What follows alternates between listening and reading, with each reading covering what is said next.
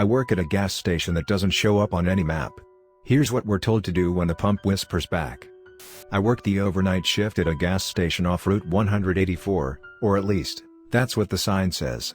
There's no GPS signal out here, and if you try to plug it into Google Maps, your app will freeze, glitch, or send you to a diner that burned down 20 years ago.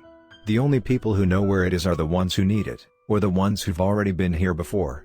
I didn't believe any of that at first. I thought it was just a run-down stop on a forgotten back road. But then I saw Pump 3 whisper to a man in a business suit, and that man smiled, calmly poured gas all over himself, and struck a match. Now I believe everything. They don't put it in the job listing. You just get a call one day, saying you've been selected. The guy who trained me looked tired and yellow-eyed, like he hadn't slept in months. His first words to me were, "Don't trust the ones who show up without headlights." Then he handed me a laminated card, yellowed and cracked at the edges, and said, "These are the rules. Memorize them. Forget them, and it forgets you. And you don't want that." The rules for surviving the graveyard shift at Route 184 gas. 1. If a customer enters but casts no shadow, ring up their total to $6.66, no more, no less. Don't make eye contact. Don't speak first. 2. If Pump 3 begins whispering and no one is there, lock the door and turn up the country music. Loud. She hates that. 3. The soda cooler in the back will sometimes show a reflection that isn't yours. That version of you may try to wave. Do not wave back. 4. A black pickup truck will circle the station 3 times between 3 o'clock and 3:15 a.m. On the 4th pass, it will stop. No matter what you hear from the window, do not open the door. 5. If the bell above the front door chimes but no one walks in, check the snack aisle for loose teeth. Dispose of them in the burn barrel outside. They will bite. 6. Once a week, you'll dream of a man with no face asking, "Which pump?" You must answer Pump 5, no matter what. There is no Pump 5. There never was. 7. If you find a wallet with IDs that cycle names every time you blink, leave it in the lost and found. Do not open the change pocket. The first time I broke a rule was my 3rd night. A little girl came in around 2 a.m. Her dress was muddy, and her eyes looked too old. She was holding a crumpled dollar and asked for gum. I rang her up, smiled, said, "Have a good night." She looked at me and said, "You spoke first." The lights flickered. All the candy melted. The TV behind the counter started showing static that screamed in a pitch only my bones could hear. I blacked out. When I woke up, she was gone, but the floor tiles were rearranged in a spiral pattern. The manager left a note the next morning that simply read, "Next time, follow the damn rules." I've seen worse since. There was the time a man came in asking for directions, but his eyes were on backwards, not bloodshot, just reversed, like the inside of his sockets had taken over. He smiled too wide and asked if I'd ever tasted the dark between seconds. I handed him a map and walked away. Later, I found claw marks on the restroom mirror and a ticking sound coming from inside the walls. And Pump 3? Sometimes it whispers things I can understand. It tells me what's coming, who's going to show up, what they've lost, what they're looking for. It once told me, "She's almost here," and then a woman in a wedding dress appeared barefoot in the parking lot, dragging a bouquet made of dead birds. She didn't buy gas. Last night, the bell chimed. No one entered. I found a single baby tooth near the Slurpee machine. I picked it up with gloves and tossed it into the burn barrel out back. It screamed all the way down. But here's the worst part. Tonight, I looked in the soda cooler. My reflection blinked, but I didn't. It grinned.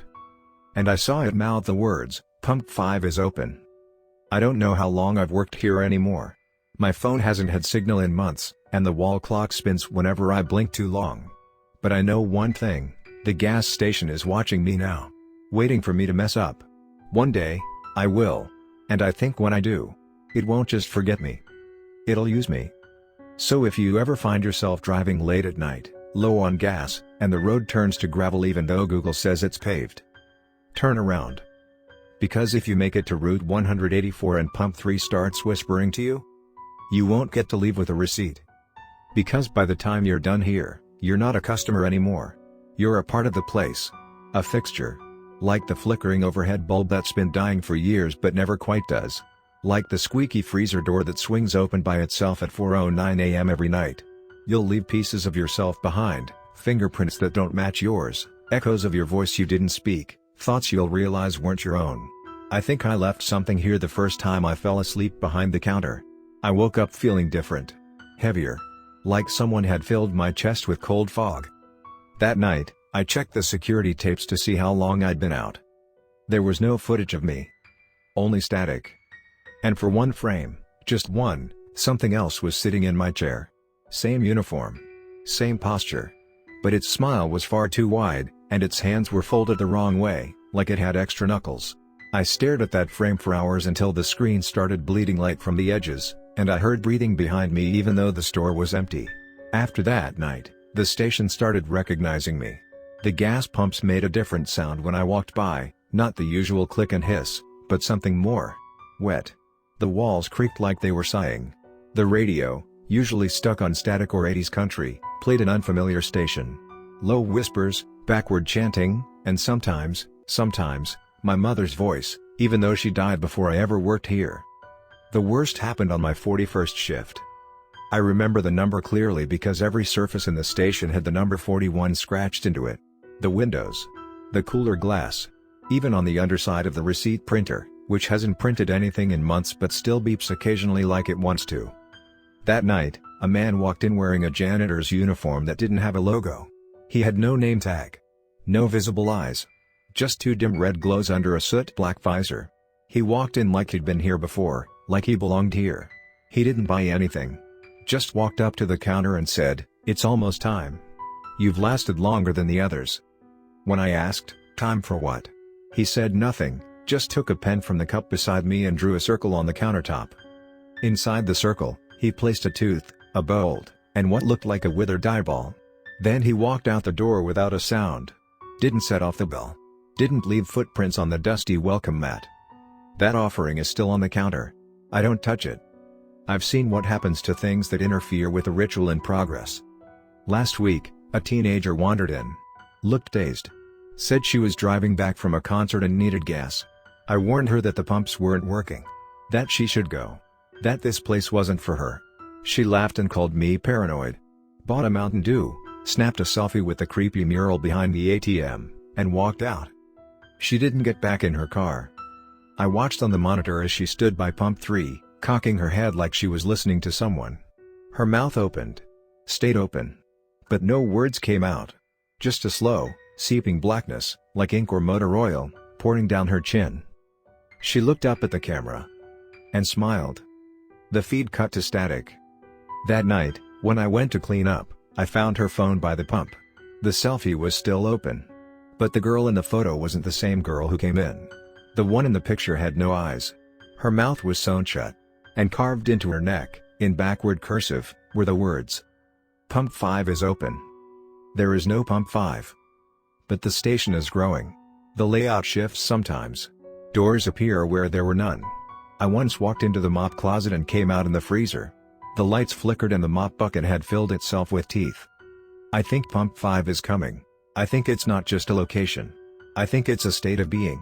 A phase you enter once you've broken the rules one too many times. Or maybe if you follow them too perfectly. Either way, once it opens, something ancient and oily will crawl out from underneath. And it won't just want gas. Now the floor tiles hum at night. The radio moans in a frequency I feel in my spine.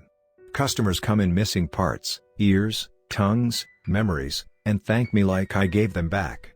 I don't argue anymore. I just scan what they need and hand them their change, even if their hands are made of glass. And at exactly 3:33 every morning, the receipt printer prints a single word. Soon. I don't know how much longer I'll be here. Sometimes I catch glimpses of myself in the cooler, and I look happy. Peaceful. Like I've finally joined the station. Like I'm part of the machine now. Maybe I already am. So if you ever find yourself lost, driving alone late at night, and you see a gas station glowing faintly on a road that's not on your map, don't stop. Don't slow down. And whatever you do, don't listen to pump 3.